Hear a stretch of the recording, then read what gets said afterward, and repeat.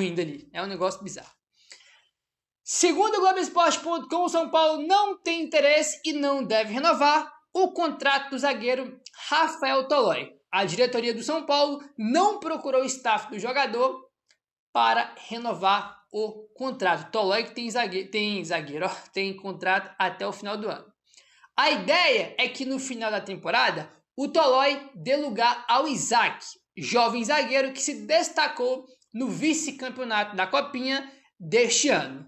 O Tolói tem 35 anos e retornou ao São Paulo na temporada passada após fazer carreira na Atalanta da Itália. Foram 7 partidas na última temporada e 2 neste ano. Cara, ele jogou 7 jogos no ano passado e só 2 esse ano. Tem contrato até dezembro e o São Paulo não tem interesse até aqui de renovar o contrato dele. Significa que deve deixar o São Paulo ao final da temporada. Com ele saindo, abre a vaga e espaço para o Isaac, que jogou uma barbaridade na Copinha. Na final, o São Paulo perdeu e para mim ele foi o melhor em campo. Fez uma partidaça, ainda meteu o gol do São Paulo. Na derrota por 2-1 para o Cruzeiro. Gosto muito dele, muito bom. Inclusive o Isaac que até agora não renovou o contrato. São Paulo está aí conversando, negociando para renovar o contrato porque ele tem uma multa bem baixa para o mercado nacional. Então tem essa preocupação, né? De qualquer time chegar, pagar-lhe a multa, que é 20 e poucos milhões, e levar o moleque. Aí seria um negócio terrível para o São Paulo, porque o garoto é muito, muito bom. Aí, cara, assim, tem 2 contratações que é difícil de entender, que é a do Tolói, que não deve renovar o contrato, e a do Dória. Aí tu contrata 2 veteranos, o Dória esse ano e o Tolói ano passado. Aí tu pega o Ferrares, que é um zagueiro, entre os zagueiros, era o mais jovem, aí vai e empresta pro Botafogo, que não paga ninguém. Né? Ontem a informação que a SAF do Botafogo tá devendo 3 bilhões. São Paulo vendeu o jogador pro Botafogo. Né? Então, são coisas que não fazem o menor sentido, mas são coisas aí da pior gestão da história, né? Em relação a Tolói e Dória, né? Porque quem emprestou o Ferrez foi essa gestão nova aí. Assim, não tem que renovar com o Tolói, né, cara? O Tolói tava na Atalanta, jogou na Itália, com certeza ele recebe um salário muito alto. Com toda certeza, não sei de valores, mas com certeza é bem alto e não tem que renovar. Não, o melhor é deixar ele embora aí no final do ano. Pausa de 5 segundos para pedir a sua ajuda ao nosso canal com o seu like e se inscrever se ainda não for um inscrito. Beleza? Bom, o São Paulo entrou com uma ação judicial contra a Miclin, tá? A empresa é responsável pela limpeza e conservação do Clube Social do São Paulo no Morumbi. O tricolor acusa a empresa de descumprimento do contrato, prejuízos milionários e má-fé. Na ação, o São Paulo pede ali uma multa de R$1 milhão e rescisão de contrato de forma de justa causa, né? Por justa causa. No contrato, a Miclin tinha que disponibilizar 96 funcionários, com o São Paulo pagando R$569 mil por mês, mas numa auditoria interna, o São Paulo identificou aí que a empresa não estava cumprindo com o número mínimo de funcionários que estava combinado por contrato, né? Mesmo assim, a Miclin estaria cobrando o valor total, integral, pelos serviços prestados. O São Paulo, então, até tentou ali um acordo sem envolver a justiça na ocasião e pá, teve algumas reuniões, troca de notificações e cobrança por explicações. A Miclin reconheceu que de fato não disponibilizou integralmente o quadro de funcionários como estava previsto no contrato, tá? Eles alegam que estavam com dificuldades em contratar mão de obra e por isso não estava conseguindo cumprir com o contrato. E a pergunta que a gente faz é, se você não está conseguindo cumprir com o contrato, por que não notificou o São Paulo e pediu menos o valor? Continuou cobrando a mesma coisa, sendo que vocês não estavam cumprindo com o contrato? Aí é sacanagem, né, cara? Simplesmente uma sacanagem. Enfim, aí o que acontece? A Miclin, ela apresentou um documento que mostra que o Dedé autorizou, na verdade, a mudança na forma de prestação de serviços, ou seja, o Dedé, na época diretor do Clube Social, viu o não cumprimento do contrato, a falta de funcionários e mesmo assim não notificou o São Paulo, não pediu para que a empresa, a Miclin, cobrasse um valor menor por conta do menor quadro de funcionários, não, simplesmente deixou passar, fez vista grossa, continuou autorizando no pagamento mensal do São Paulo, normalmente como se a Meclin tivesse com o quadro de funcionários conforme o contrato, quando na verdade não estava. Resumindo, em termos leigos, o Dedé viu o São Paulo sendo lesado e não fez absolutamente nada. Simplesmente isso, né, rapaziada? O São Paulo pede então na ação a restituição de 2 milhões de reais referentes a valores pagos indevidamente, né, pelo que São Paulo foi lesado,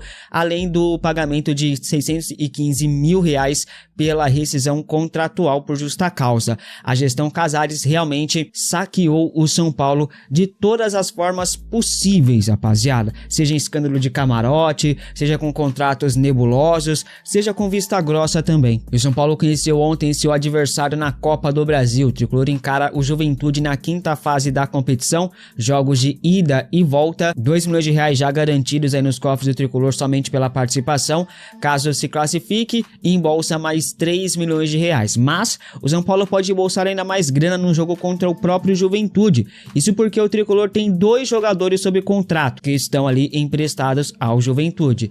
Jandrei e Patrick Lanza são titulares absolutos do clube gaúcho, ambos possuem uma cláusula aí para atuar contra o São Paulo, e ainda tem o Ibali, que pertence ao São Paulo também, mas esse não é titular absoluto, tá?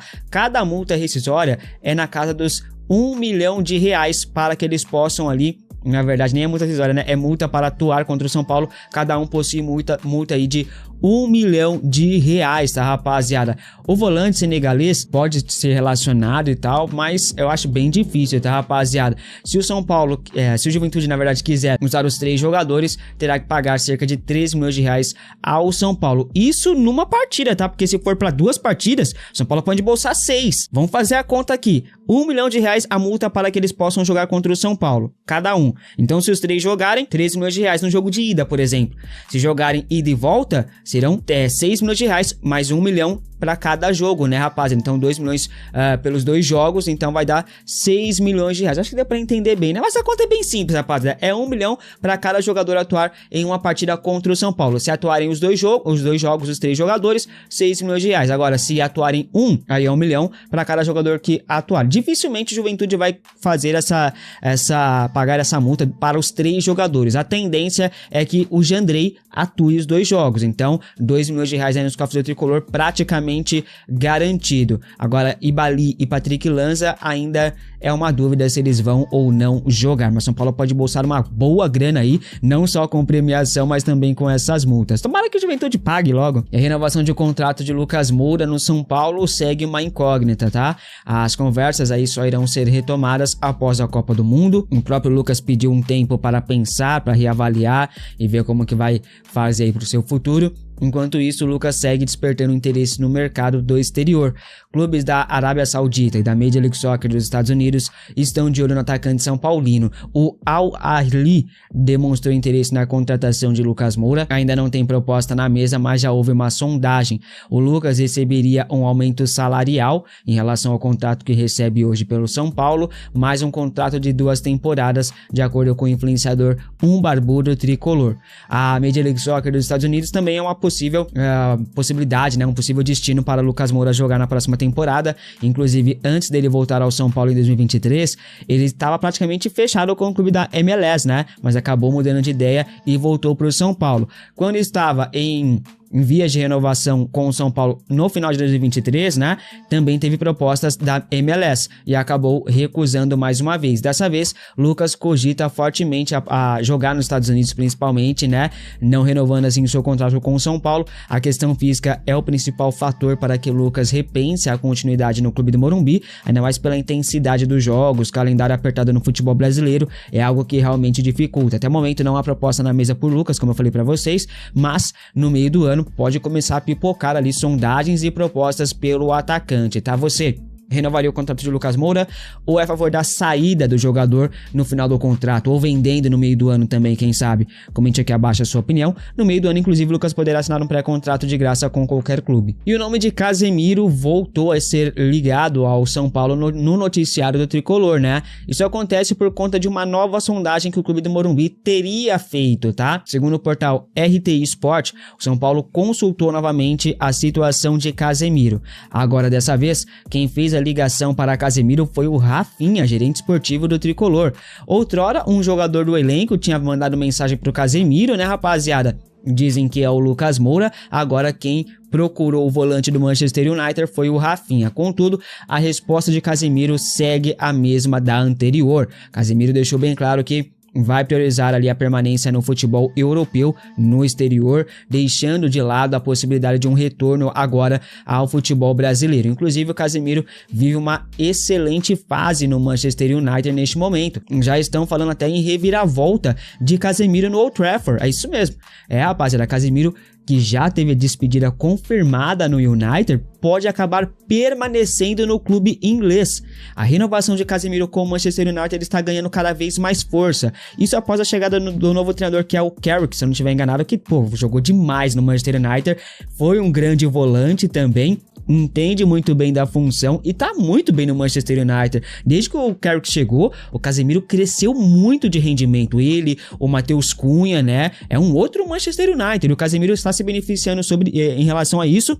E já estão começando a pedir a renovação contratual de Casemiro. Inclusive, quem pediu para o Manchester United rever essa situação da saída do Casemiro foi o Carrick, treinador do Manchester United, né, rapaziada? O que deixa ali uma volta de Casemiro ao São Paulo muito mais distante, né? Que fique claro, o Rafinha teria ligado, tentou, né? Mas o São Paulo aí não vai conseguir. O São Paulo está no mercado em busca de um primeiro volante, tá? Casemiro não deve ser essa opção. Ele não quer voltar ao futebol brasileiro neste momento e deixou isso mais claro ainda, tá? Mas quando voltar, se voltar, a prioridade será o São Paulo, sim, beleza? Muito bem, O negócio é o seguinte, no São Paulo a situação é aquela, né? O São Paulo entrou na data FIFA, o Roger Machado perdeu os 2 últimos jogos que disputou, jogando mal nos 2 jogos, perdeu para o Palmeiras de maneira ridícula, não deu nem chute no gol. E aí deu aquela entrevista depois, e tá todo mundo falando da entrevista até agora, sobre os termos que ele usou, o tatiquês e tal. Enfim, o São Paulo também é o Roger é um dos que entra na data FIFA, se não pressionado para ser demitido, pelo menos com todo mundo de olho. E aí, ontem, a cúpula do São Paulo, ou mais precisamente o Rafinha, veio a público lá no sorteio da Copa do Brasil para falar sobre o treinador do São Paulo e como fica daqui para frente. Vamos ouvi-lo, o que disse o Rafinha sobre o Roger em entrevista para o Igor Siqueira. Vamos ouvir. Cara, toda mudança, né, gera um pouco de desconfiança, às vezes um pouco às vezes o torcedor às vezes não é a pessoa que o torcedor desejava, mas nós no São Paulo estamos fazendo sempre o melhor para o São Paulo, queremos elevar o nível do São Paulo sempre em todas as partes, e tudo acontece, tem mudanças que mesmo que tem sentimentos, tem ciclos que devem ser encerrados, e a diretoria do São Paulo, junto com o presidente, achou que era melhor, né, ter essa mudança nossa diretoria. Então teve essa mudança, e eu tenho certeza que o torcedor vai entender. Nós estamos no dia a dia, o Roger é um grande treinador, a gente entende o torcedor, mas tenho certeza que nós estamos no caminho certo. É um grande treinador, a gente sabe a qualidade, estamos no dia a dia, né? A gente sabe às vezes que tem às vezes não ser fã do trabalho dele, às vezes gera desconfiança do torcedor, a gente entende, o torcedor tem todo o direito de se manifestar, mas nós sabemos que é um grande treinador, confiamos no trabalho do Roger, e tenho certeza que as coisas vão acontecer. Ele vai ter treino agora, vai ter tempo agora para preparar o time, não teve tempo para treinar. Foram 4 jogos seguidos, 2 vitórias, né, o comando dele, 2 derrotas, mas estamos tranquilos, confiantes no trabalho dele. Estamos em segunda competição, né? Não é que nós estamos lá para baixo, que seria uma situação mais difícil, mas estamos em segunda competição, e agora tem tempo para trabalhar, tem tempo para preparar, para colocar a cara dele na equipe. Tenho certeza que o Roger vai fazer um grande trabalho no São Paulo. Muito bem, tá aí o Rafinha falando. Como eu falei, né, tinha uma situação ali, perdeu 2 jogos seguidos. Nos últimos dias, o presidente Harry Macis virou alvo de críticas pontuais ali de conselheiros pela condução do caso da saída do Crespo e a chegada do Roger, mas a presidência não cogita mudanças nesse momento. Agora, Arnaldo, sobre essa declaração do Rafinha, me pareceu um pouco... uma declaração um pouco total, sofrida, né, dele. Tem que falar, tem que se explicar, nós sabemos, nós entendemos, nós não sei o quê e tal, para ele explicar esse negócio até hoje. Ainda mais depois de tomar 2 cacetadas, uma do Palmeiras do jeito que foi. e ainda por cima da entrevista do Roger. Ou seja, não está fácil para ele se explicar até agora. O mínimo que ele tinha que fazer é, via pública pela primeira vez, falar sobre a troca do Crespo pelo Roger, que ele encampou junto com o Rui Costa, né? Eu considero essa troca a mais estapafúrdia da história do futebol brasileiro, mais que a do Felipe Luiz, na minha visão, né? O Felipe Luiz tinha, de alguma forma, nesse ano, alguma oposição, algum desgaste, alguns resultados ruins, né? No São Paulo, não. Eles foram por um tudo ou nada completamente...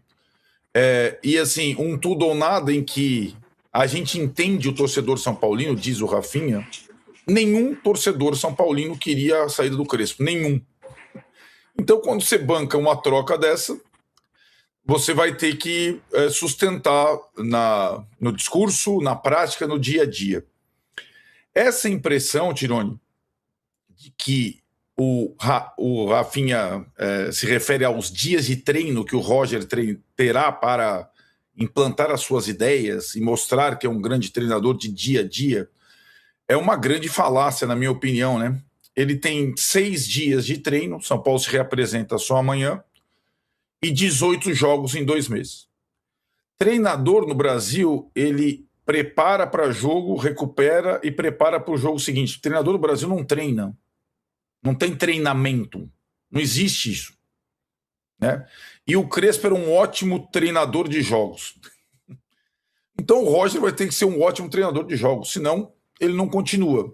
Só que aí ele não continua. Você falou da pressão sobre o presidente Maciç, que é uma espécie de estáblido, né, no São Paulo, né? É um interino com menos tempo de poder. Se apertarem muito Maciç, ele manda Rui Costa, Rafinha e Roger embora, certo? Assim é o futebol, né? E aí, a minha impressão é que a primeira impressão do Roger em jogos, ela não foi boa. Ele tentou manter o time do Crespo, os jogadores do time do Crespo, mas a ideia de jogo foi distante, sobretudo nas derrotas para Atlético e Palmeiras, com 55 mil torcedores em casa. Então, quando não vem o resultado, ele que já chegou sob desconfiança, um abraço, né? E é assim, você fala, como é que um treinador de futebol está pressionado depois de 4 partidas, em segundo lugar no Brasileirão? Ele está pressionado, porque ele chegou sem o apoio do torcedor. E aí você pode passar para outra parte que eu acho importante também para a gente discutir, que é a parte da comunicação. Como o treinador de futebol no Brasil ele só participa de jogos e de coletivas, ele dá mais coletivas do que treinos na prática, a comunicação ela é poderosa. Muito técnico de futebol aqui morre pela boca, né? Pelo que ele fala nas coletivas. O Crespo, curiosamente, morreu pela boca por falar verdades que feriam o ego dos cartolas são paulinos, né? O Roger, ele adota, é o jeito dele falar, de se expressar, que tem um pouco do titês, né? É uma coisa da questão mais tática e tal. E esse é um discurso muito desgastado hoje, muito por conta do treinador brasileiro nas 2 últimas Copas ter sido o Tite. E o Tite, depois de 2 Copas perdendo, quando o Tite foi para a primeira Copa e ele falava na geladeira, lembra, Tironi, naquelas propagandas com o Tite, ninguém se importava. Vai ver agora se alguém aguenta ouvir o Tite falar. E o Roger tem mais ou menos o mesmo discurso. Ele vai precisar corrigir o trabalho dele no campo e também nas entrevistas, porque senão vai se voltar contra ele, né? Ser mais simples ao se comunicar, mais direto, mais não é nem transparente, mas claro. Ele vai precisar adaptar também, acho que a comunicação dele, para não criar mais ojeriza ainda em relação ao torcedor, mais distância, né? Isso vai ter que ser trabalhado.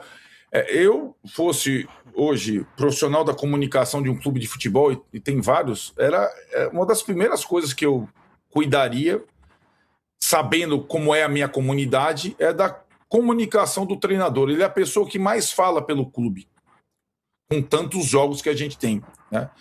Com 18 partidas pela frente, o Roger terá 18 coletivas. Ele tem que se preparar para os 18 jogos e para as 18 coletivas. E às vezes tem umas antes dos jogos ainda. Às vezes tem uma faladinha antes do jogo também, é verdade. Exatamente, tem isso mesmo. Olha, o Rafinha também falou sobre a posição do São Paulo no Campeonato Brasileiro. Vamos ouvi-lo. Se a gente está ali, a gente mereceu estar ali nessa posição. Não existe esse negócio de ilusão. Se você acompanha os jogos do São Paulo, você viu que nós ganhamos os jogos. Não é que nós estamos ali não caímos ali de paraquedas, não. Foram vitórias, 2 derrotas, um empate contra o Santos, 2 derrotas e a sequência de vitórias nós tivemos. Então estamos ali por merecimento. A equipe se comportou muito bem. O São Paulo está ali porque está tendo um grande começo de campeonato. Curioso dessa história, assim, o Roger tá ali, faz um bom começo do campeonato, porque o Crespo levou o time pra liderança. Ele parece como se fosse o Roger que tivesse feito. Não, foi o cara que você demitiu, Rafinha. É ou não é? Eu acho engraçado que o São Paulo começou o Campeonato Brasileiro, a torcida do São Paulo, mídia são paulina e o próprio Crespo com o discurso de não cair. Sim. Né? O discurso de São Paulo era não ser rebaixado, que na minha opinião sempre foi um discurso exagerado, tá? Exagerado. Mas enfim, o discurso era esse. Né? O técnico do clube chegou lá numa coletiva antes de começar o campeonato e falou: nosso objetivo é chegar a 45 pontos. Aí depois mudou um pouquinho e tal, não sei o que lá. Mas o discurso era esse. Aí o time tá liderando o campeonato. Aí os caras mandam o técnico embora. E eu nem sou um grande fã do Crespo, mas foi muito estapafúrdia essa demissão. Mas eu queria só dar um pitaco sobre o Roger, o Tironi. Acho que o Roger, ele acaba... e o próprio Tite, tá? Eles acabam sendo vítimas dos nossos tempos.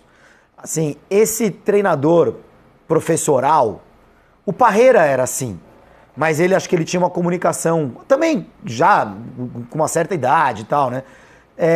Mas o Parreira... Lembra do gol é um detalhe, Júlio? Lembra do gol é um detalhe? Mas o que a gente falava do Parreira, né? O que se falava do Parreira? É o professor, é um estudioso...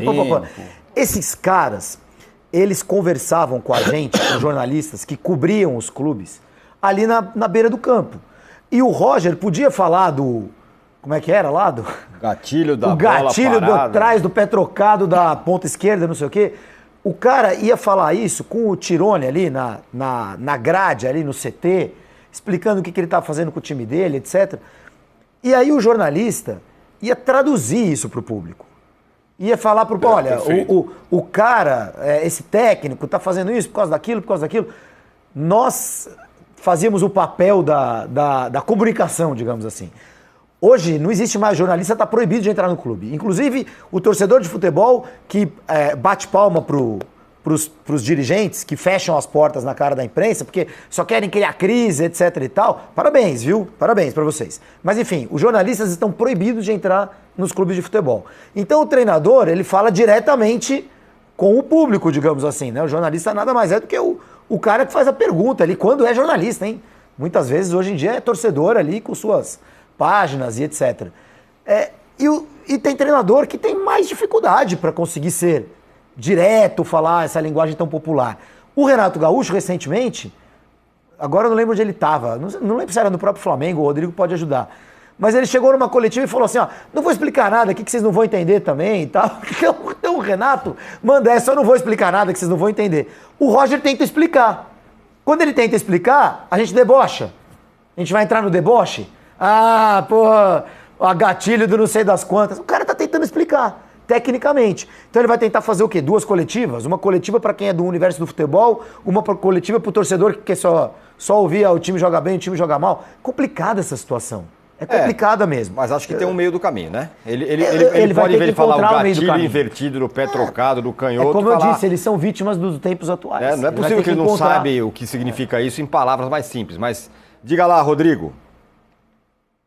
Não, eu acho que o Arnaldo tem razão, porque assim, no sentido de que os clubes mesmo precisam criar uma estratégia de como se comunicar com os seus torcedores.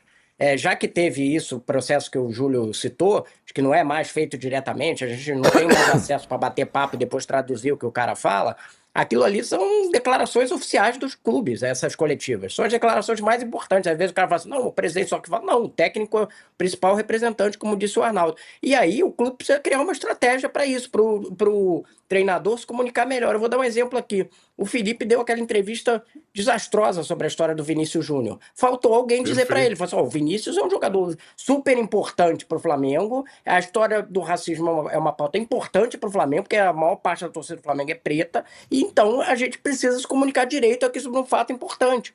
E aí isso vale para vários outros clubes, já que eles assumiram para si a comunicação, cortaram muitos dos espaços dos jornalistas, são eles que se comunicam diretamente, eles têm que ter uma estratégia.